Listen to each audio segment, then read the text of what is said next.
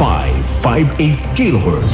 6 na dekadang maaasahan sa balita at serbisyo publiko. Ang himpilan ng RMN Network sa Mega Manila. Live sa radyo at online.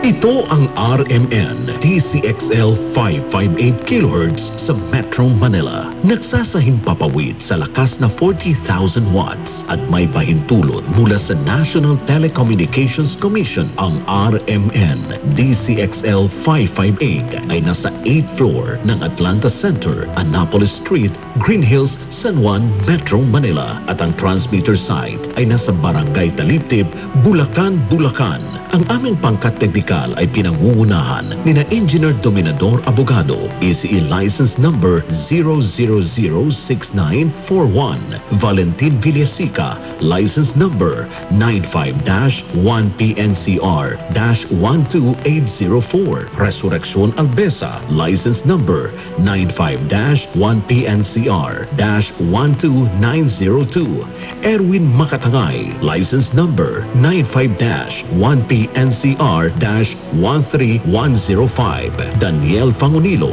License Number 13-1PNCR-23664, Cecilio Belenzo, License Number 93-1PNCR-4837, Alex Abelon, License Number 94-1P7-11028, Crisostomo Narvaez Jr., License Number 96-1PII-17628. Ang himpilan ng RMN DCXL 558 kHz sa Metro Manila. Now, signing off.